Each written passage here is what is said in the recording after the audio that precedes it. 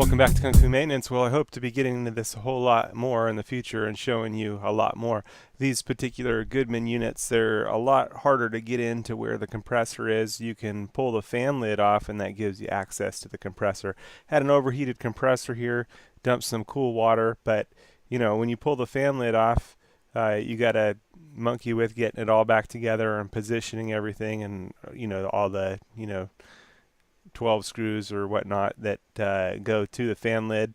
So in this video I wanted to tell you how you can do this to cool the compressor down faster, and in an upcoming video I'm going to show you a much more in-depth ways of how to actually do this that can actually do it faster. But this is about the simplest way, so I figured I'd tell you here and then I'll follow it up in a future video going much more in depth. Wanted to show you a much faster way to cool down an overheated compressor on these Goodman units, and this also works for other units as well that have the compressor inside the unit where the fan motor is. Wiring colors are likely to be different on different brands.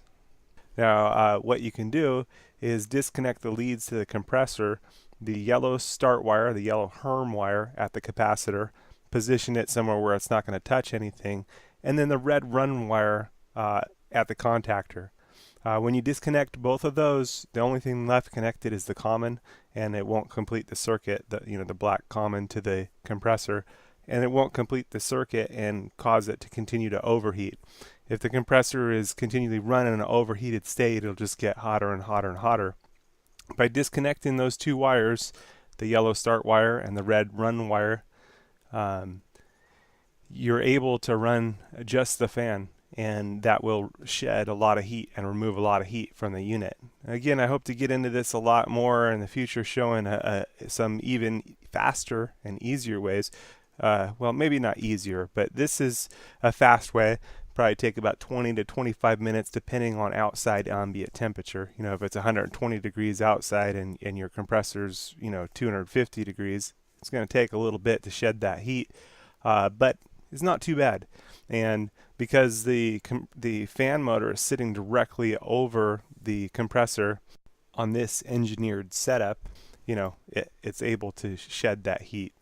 So just wanted to show you that. You just want to make sure when you disconnect those wires, position them somewhere where they're not going to touch anything else, and that way you can run just the fan motor. So here's an old Janitrol unit where that method won't work. It won't matter if the fan's running, it's not going to shed heat from the compressor because the compressor is in a separate compartment. But just wanted to show you the difference. This particular tip of running just the fan motor will only work on units that are engineered with the compressor inside where the fan is blowing across it. I show many other methods in other videos for how to cool down those compressors that are in their own separate compartment where you have easy access. So you might check out those videos if that's your setup.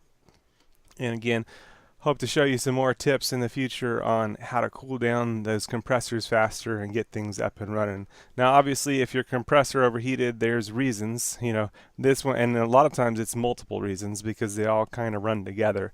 This one was low on refrigerant. It was also the capacitors had lost their phase, so it was a combination of replacing the capacitors as well as locating the leak, fixing the refrigerant leak, and charging the unit. Anyway, that's the fun of air conditioning, but I wanted to at least start with telling you about a way that you can cool down the compressor a lot faster. And again, I hope to show you some more videos showing even faster ways, but this was the least complicated. And so I could show you some other ways, but they are a tiny bit more complicated. But that's okay. Sometimes you need to get it done faster, and it just depends on the situation. So I hope to be bringing you more tips and in the future. Thanks for watching Kung Fu Maintenance. Hope you liked it.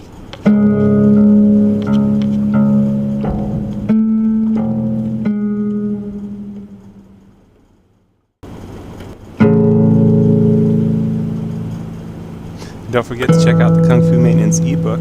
The link is in the description below the video.